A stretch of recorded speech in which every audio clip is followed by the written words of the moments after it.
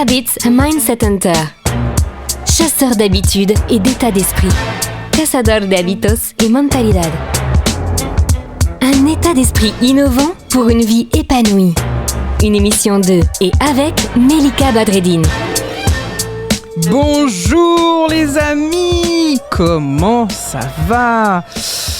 Aujourd'hui, on va parler des pratiques quotidiennes et de leur importance quand on a un petit ou un très très grand objectif. Vous allez le voir avec notre invité aujourd'hui. L'interview de Melika. Bonjour, aujourd'hui nous accueillons Laetitia Bloch qui est une guerrière dans l'âme qui n'a pas de limite. Triple championne de France, première division, double championne d'Europe par équipe et championne du monde par équipe. Ensuite, double championne de France de lutte et une participation au championnat du monde. Championne de France de sambo, médaillée de bronze au championnat du monde de sambo. Et désormais, elle évolue dans le MMA. Elle est la première française à combattre sur le sol français dans cette discipline et elle a gagné ses 2 premiers combats. Bonjour Laetitia et bienvenue. Ouais, bonjour Melika, bonjour à tous. Merci pour cette présentation. C'est vrai que ça fait beaucoup et long sur un CV. Ça prend beaucoup de place. Il y a des gens, ils ont une présentation assez rapide. Moi, on est obligé de prendre 3 quarts d'heure. donc c'est impeccable. Non, merci. Non, mais merci de m'accueillir sur l'émission. C'est super gentil. Merci Melika d'avoir pensé à moi. Donc, bienvenue. Enfin, merci beaucoup. Bienvenue à toi Laetitia. Donc judoka, lutte samboïste, maintenant dans le MMA. Tu as un parcours incroyable. Tu commences à l'âge de 5 ans et demi le judo. Il y a tout un parcours qui te suit avec un KO, avec traumatisme crânien, coma. Tu pars en Australie, tu reviens. Et tu as un déclic sportif. Il se passe énormément de choses pour toi.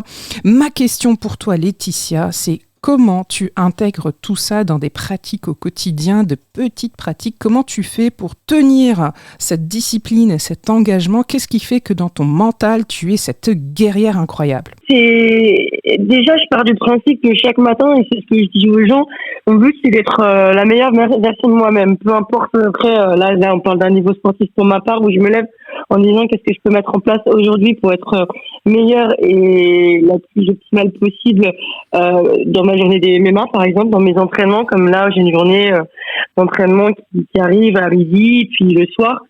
Et déjà, c'est vraiment quelque chose qui est important pour moi pour mettre en place au moins un rythme de vie qui va me permettre de progresser à chaque instant, chaque discipline. Donc, voilà, c'est une première chose, c'est meilleure version de moi-même. Qu'est-ce que je peux faire pour mettre en place quelque chose qui, à la fin de ma journée, va me dire ah ouais, ça au moins j'ai réussi. Super, je te remercie. Et alors nous badauds, on imagine que de ton côté, tu as des horaires spécifiques, précis, tu as un régime peut-être spécifique, tu as des horaires d'entraînement.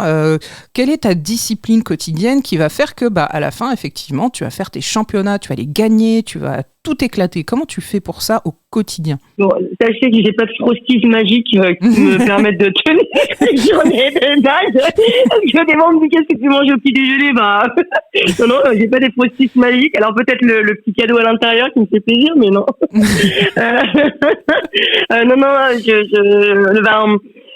Je vous cache pas que c'est un rythme très très important parce que j'ai ma vie quand même un peu, ma vie sociale qui est un peu mis à aller, on va dire, en parenthèse.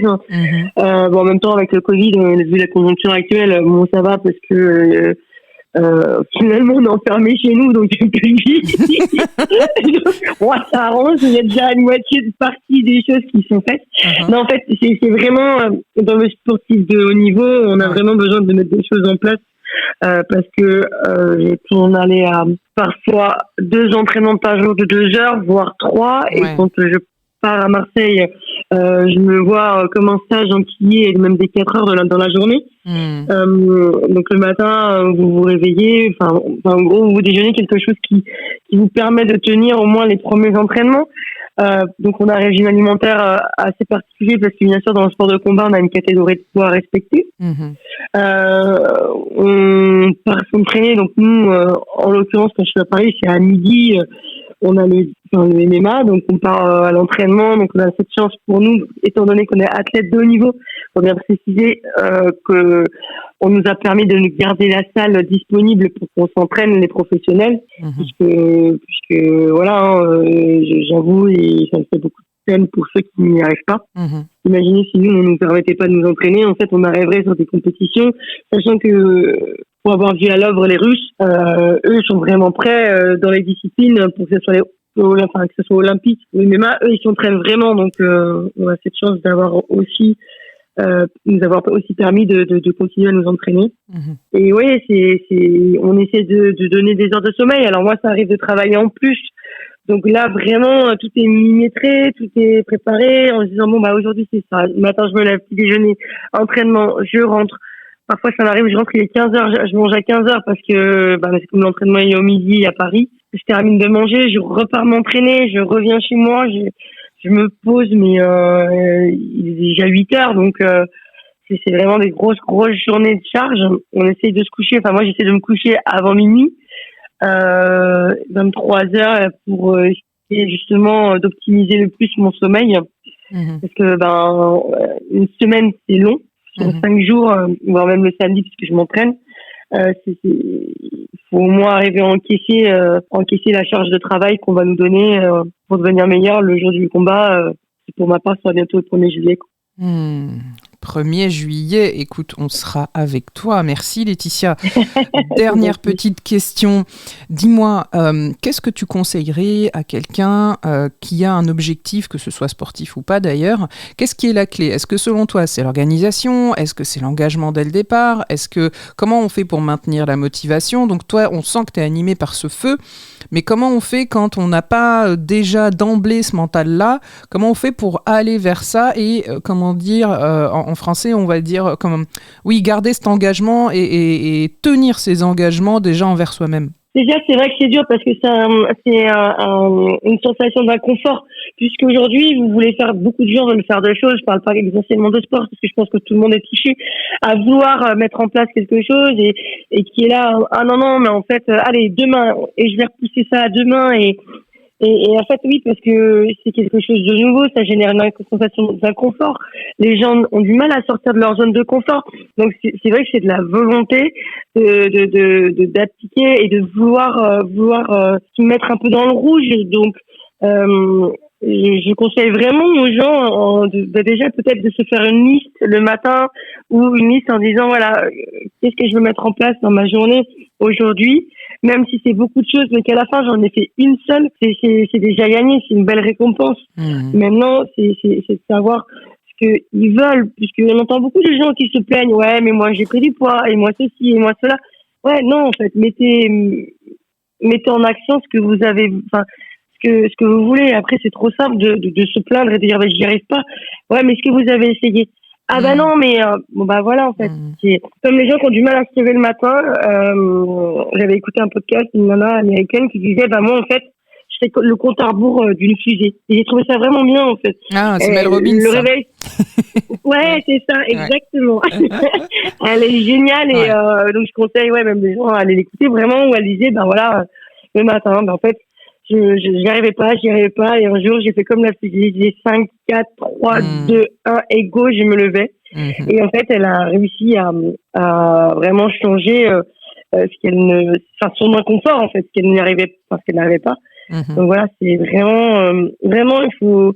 Ouais, c'est dur, hein. C'est comme chaque personne. Moi, d'un sport à un autre, ça a été très dur d'aller d'un sport à un autre et de m'adapter et de générer cette frustration du départ qui ne devait pas y arriver. Mais quand bien même, comme disait Nelson Mandela, je ne perds jamais, soit je gagne, soit j'apprends. Donc l'échec pour ouvrir aussi à de belles portes. Donc et au moins, je serais plus fière de quelqu'un qui a essayé et qui faire quelque chose qu'il voulait et qui a mis en place quelque chose pour y arriver, quand bien même ça a marché ou pas marché.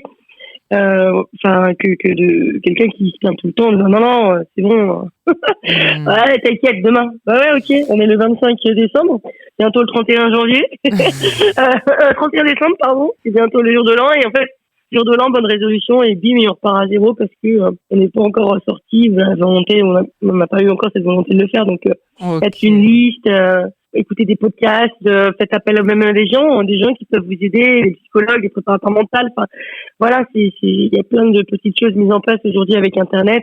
Même si, voilà, enfin, on a tous les moyens pour y arriver. Maintenant, qu'est-ce qu'on fait pour s'en donner, en fait, pour y arriver, enfin, pour donner les moyens, en fait, de le faire nous-mêmes. Ce qui est très intéressant aussi dans ce que tu dis, c'est que c'est sympa de savoir que pour toi aussi, ça peut être dur. Donc, il n'y a pas des gens pour qui c'est dur et d'autres pour qui c'est hyper facile, déjà. Oui, on n'arrive pas ici, c'est pas inné, hein. Je m'entraîne et je répète les mêmes techniques pendant 1 heure, et puis avec une frustration parce que j'y arrive pas, que t'as l'impression qu'on est nul et que que pourquoi je suis là, et on se pose des mille questions. Mais ouais, en fait, il faut avoir cette zone d'inconfort justement qui peut vous permettre aussi de progresser et de voir les petits détails qui peut-être justement vous allez avoir un déclic qui va faire que vous avez passé la barrière, et après vous direz je suis bien contente d'avoir galéré à le faire, parce qu'aujourd'hui j'ai vraiment une satisfaction et un bien-être de me dire au moins j'ai fait ce qu'il fallait pour y arriver, en fait. Ok, super. Merci beaucoup, Laetitia. Merci à toi, Mélissa. C'est super gentil. Merci à tous. Merci pour ce témoignage. Merci pour le partage de conseils. C'est vraiment extraordinaire. Et puis, tu sais ce qu'on te dit pour le 1er juillet et tu sais qu'on est tous avec toi. Merci beaucoup, Laetitia. Écoutez, merci beaucoup. En tout cas, passez une bonne journée à tous et merci. C'est super. À bientôt. À bientôt. Le bon plan de Mélika. Alors, le bon plan du jour, les amis, comme vous l'avez entendu pour Laetitia, donc il y a de la volonté, il y a de l'engagement, il y a bien sûr de l'organisation, et il y a aussi le fait d'admettre que oui, c'est inconfortable, oui, c'est difficile, mais quand on veut quelque chose, on arrête les excuses, on se responsabilise et on y va. Cette émission est maintenant terminée, et comme dit Mélika, fuck bullshit, love. Retrouvez l'ensemble des podcasts de Mélika sur toutes les bonnes plateformes de streaming. Infos, actu, formation, coaching, ouvrages sur melikabadreddine.com.